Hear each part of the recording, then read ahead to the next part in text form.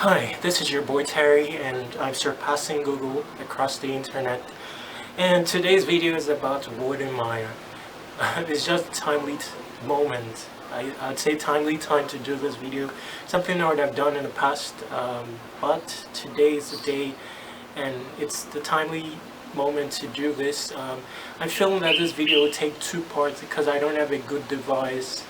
I don't have memory on my device, and again, I'm not fit. So I don't know if I'll be able to accomplish the entirety of my message within one video. So it may take two parts. Again, I am Maya.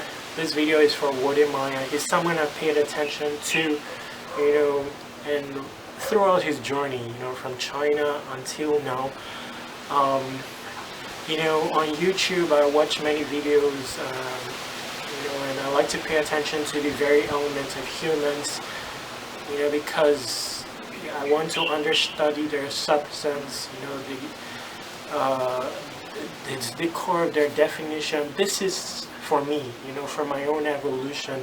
It's important to, one understudied aspect in the curriculums of the world is the human. Curriculums of the world are not posed to uncover the human, tap into things like greatness, the spirit, being, stuff like that. It's shaped to tap into, the gimmicks, things like talent, beauty, those superficial stuff, luxury, to give money unnecessary places, God, like a small God, something to seek, and there's so much innate beauty in a human. We're all made in the Creator's image, Jehovah's image, and to have in subjection most of all other creatures, and that's powerful. We have the five senses. We do not explore the senses because, again, the curriculums of the world are not, is more prone or inclined towards trying to satisfy an impulse. So we don't tap into aspects of our senses where beauty lies. The next time we're swallowing that ice cream, we just want to catch a fancy. But there are so many unordinary things that we're great, and that is where greatness is. And the down-to-earth of Africa is shaped to that effect, to shine forth the underlying. And that's why you tend to grow other virtues of human, sometimes unknowingly, things like swag, things like greatness, yes, things like spirit, presence, beyond the surface. And in some cases, many of us don't know that we have these qualities. But the truth is, most of the innovations of the world have sought these things. They just don't know where to sought it. But the paradigms in the world is shifting, and they're going towards Africa. That's the simple truth. Before now, they've gone to outer space. We want to create human clones, artificial intelligence, and innovation after innovation are taking this route. And the truth is, what has been sought after is greatness. Geekiness doesn't mean greatness. A legitimate illiterate has rare intel, that even the elites and geeks of the world cannot fathom. This knowledge is in the notebooks. Most of the curriculums are in the books, but there's so much knowledge in the notebooks, and the down-to-earth that is a day-to-day thing in Africa. Anyway, I digressed. I'm supposed to be talking about Wode Maya, but this forms a basis for the discussion. There's so much context. It's spanless. It's a word I created, spanless. That's without range. The routes that Wode Maya is taking. And I've watched him in his evolution, and I'm doing this video to congratulate him for starting to evolve. These are the things I'll tell Wode Maya if I was with him in person, like a brother. I love him, I love humans, and there's so much unordinariness to what you're doing, Wode Maya. Taking Africa to the world. I see that is now your brand. And there's been a shift. That wasn't the case It wasn't taken to that extent at the beginning of your YouTubing endeavors, all the way in China. You were just spotting things at that time, but now you're shaping into a brand that has shown evolution. But your role, and especially now that you're having a large audience, it's an opportunity to make impact, but to a broader context. To a very broad context, that means there's so much room for evolution. Because what is Africa about? It's about the unordinary things, the things that are not in the book, the legitimate literates. It's not about the skyscrapers, the lifts, the elevators. That's the narrative that the world has created. And sometimes we don't know these things, but we play into that narrative. What do you welcome people to Africa to seek? What do people really seek in Africa? When you see people go to the nooks and crannies of Africa, the place that we shy away from. People from the West go there, spend time there. Where you see people from the West go to Jamaica, want to, hang out with the Rastafarians. Not like there's any, I'm not going into, I don't want to digress too much. I'm just rushing because, I'm not so fit, and I want to take advantage of the short time, or maximize the short time. But the truth is, what is in Africa? Nations have been labeled developing, nations have been labeled third world, but that is the narrative. And how do we break out of this chain? Because in truth, no human is capable of exhibiting even poverty. That is not the problem with the world. It's never poverty. But the narrative exists so that eliminating poverty becomes the calling. Seeking money, and then you have rift with your brother. There is competition. But is Africa really developing? If you think it is, doubt twice. But it's not in the, I wouldn't play into that narrative of, Africa has tall buildings, or Africa has fancy places.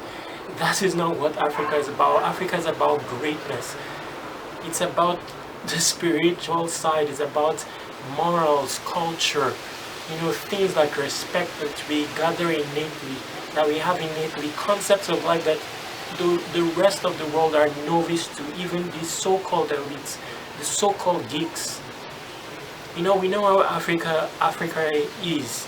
A 12-year-old will cater to things that a Mark Zuckerberg or a Bill Gates with all his geek knowledge will shake about. They don't know the jungles. We know the jungles.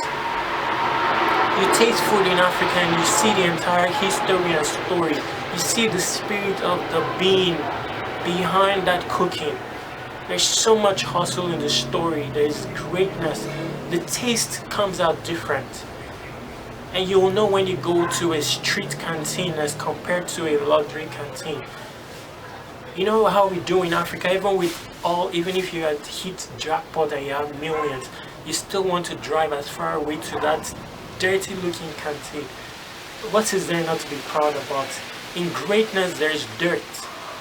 Someone like Fela was in his drawers. These are not ordinary things. There are bigger things than fancy clothes. That is not for Africa in reality. And the world lacks knowledge that Africans only can reveal. And that's the knowledge that is in the notebooks, in the down to earth. Because a Bill Gates cannot reveal these things. He can only reveal the geek side. They don't have the advantage that we have. We have an edge because we have the down to earth, and we don't like to take that route. We like to follow people into outer space and leave the down to earth. But we have an edge. Why? Because we have TV and media and books. The books are filled in our schools. So we have insight into their knowledge.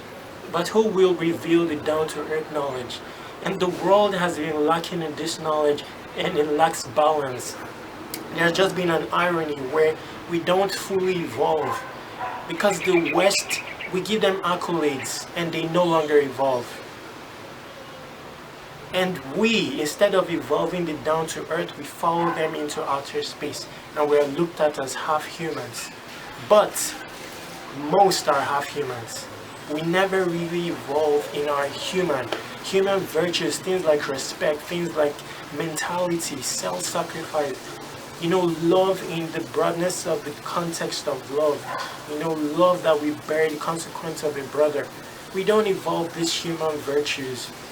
And innovations are shaped in a way to play out this cycle that has existed so that the elites stay where they are. Knowledge is made so complex so that few people have it. But we can level the playing ground if we play our role and reveal the down-to-earth knowledge. When we eliminate bomb, we eliminate smart, we eliminate average, and we're suddenly all genius. Some of my innovations have been... Anyway, let's not go there. I feel that we'll have avenues to discuss better. You have a very big role to play, Wode Maya, and I love that you're evolving. I'm sure that you're spending time and you're pondering. And I've liked your recent interviews, because you're not tapping into the real aspects of Africa. It's good to show the fancy buildings, to show the skyscrapers, but it's not something to, I wouldn't so brag about it, because it's really nothing.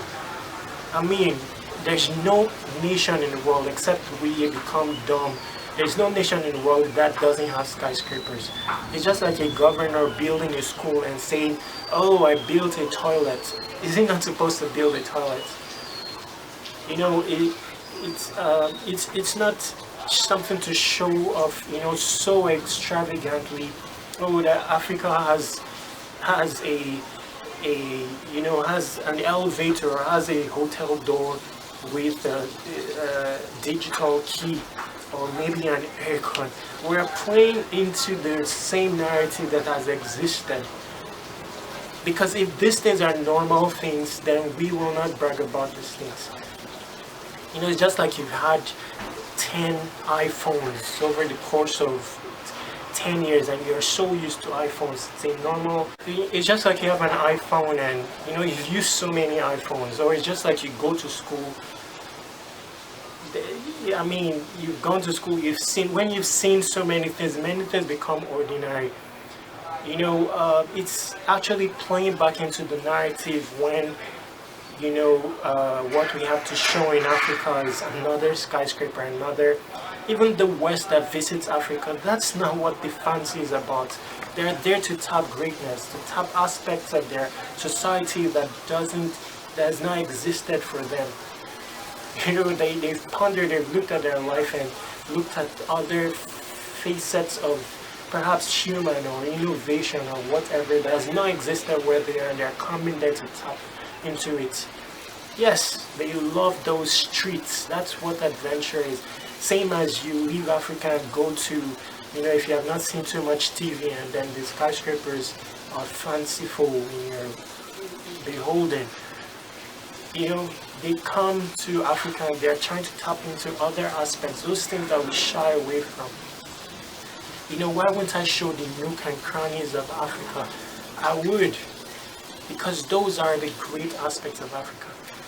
A child that doesn't have to call 911, an adult that doesn't have to call 911 because mosquito bit him. Sides of Africa where it's not built around debt. People own stuff in Africa. And forget the gimmicks. A Davido, a Whiskey, they have a Ferrari, they own it. They paid cash. I've lived my entire life, even in the deepest moments of despair, without turning to getting a loan. It's not even a concept. And because of that, we've had to improvise an aspect or a human virtue that's lacking in the rest of the world. Not because it's of their making, but it doesn't exist in the scenery, in the way the location or culture is shaped. I know how much improvisation I've had to do. I know how much innovation I've had to do as a young boy. How much depth I've had to tap into. This was not Terry when I was young. I know what I was doing when I was a young boy. Questioning matters, having perception that has an edge. can perception that even the elites cannot see. And even without book knowledge, without the same level of literacy that they have, you can see these things and see you can see context. We know of Africa. When we speak, we know of context. While the dictionaries only have words mostly, and when you talk to someone, they only pay attention to the words as they are posed. A typical African pays attention to other aspects of it, even your facial expressions, your body language, your spirit, as they try to decipher the meaning of your words, because there's a lot of context. These are the beautiful things of Africa, the story and histories and the food. That a legitimate illiterate can, what we can handle in Africa. These are the beautiful things of Africa.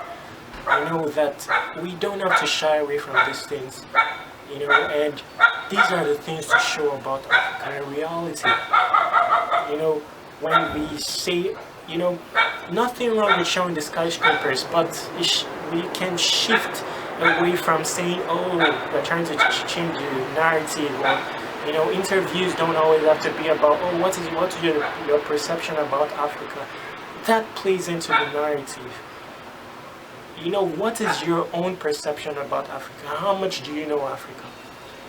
For you to take it to the world, you have to evolve that journey. You have to tap into your down to earth and the travels. You have to see that down to earth. While you travel around Africa, you have to see those things. You have to, put yourself in places that a Bill Gates does not exist, so that you can relate the real Africa. That is what it is. The routes that a Bill Gates cannot take. You're a village boy. You say you're a village boy. That's a beautiful thing. But there's context to that. And, these are things to be proud of. If we can't be proud of these things, then nothing. When it comes to real life, when we've seen things, then many things are ordinary. We all know that we're all humans, even with all the luxury, all the gimmicks. When we're in the hospital, if you've witnessed someone sick in the hospital, we all go back to that state of dirt. Dirt is good. Ask the soap master. There is sense in nonsense. We just have to do the sifting. So we don't have to, shy away from this, because the world needs people to reveal the beauty of these things. And these are the things to shine forth. When I invite people to Africa, what am I telling them to see in Africa? Greatness. All the human virtues I've mentioned, riches, wealth, in stubbornness, a certain kind of stubbornness that is too lazy to quit. You have mountains of odds, and you still, the world still paves way. We know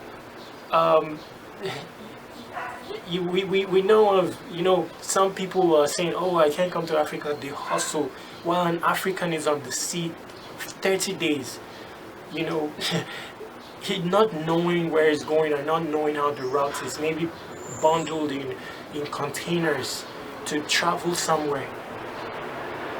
We're not about that comfort, we're about the grit, the grind, the dirt, and the translation of it. Who says we are suffering? Who says a typical African is suffering? Don't be mistaken. We all know of Africa, of where a very wealthy man financially can crumble to a knot, because we know of Africa. We know that a typical janitor has the potential of becoming CEO, not because of knowledge or anything, but because of spirit, this being, those other innate qualities. A typical janitor is not a typical janitor because he knows of the probabilities of possibilities, even against all odds. You'll see him giving his card to a passerby or someone who visits, just to leave potential out there, or to be able to appeal to their soft spot, or stay present in someone's mind. And this is because of the knowledge of possibilities. These are the sides to Africa. You know, the humanness, you feel it. There are many diasporans going to Africa and they feel something. On that same street that we shy away from, you know, that same dirt that we shy away from, they feel something. And there are many of them. Diners goes to, you know, people say, oh, why do you go to those places in Africa? Because, well, shouldn't you be proud of those places? Can you find those places in America? You know, and speaking of wealth, who says that one country is wealthier than the other or more developed than the other? You know, where you are more developed in geekiness and infrastructure, it's possible to be more developed in down-to-earthness, in riches and culture, in morality, you know, in the way we respond to stimuli. A typical African, you don't know how he will react to a certain stimuli. You know how someone in the West will is guaranteed, you know, but a typical African, because of the stories of life, can have up to 10 responses to stimuli. And where you cannot pinpoint exactly the reaction of someone, then there's a mystery there and potential greatness compared to your being able to know that someone will react a certain way. There are many beautiful aspects to Africa on those streets. That's why I have innovations that are emanating from the down to earth. I have an entire school that I hope the world will school in, and it's called Legit Literacy. I'm the creator of, while you vlog, you're a vlogger, and you know, most people are bloggers. I innovated U-logging, so you can become a U-logger, and I'd fancy that. Hopefully we talk more, become a U-logger, and you'll see that the entire space has not come up with that. It's a very simple concept from the down to earth, where we create content, we tap into our innate knowledge. You know, we mine our human and evolve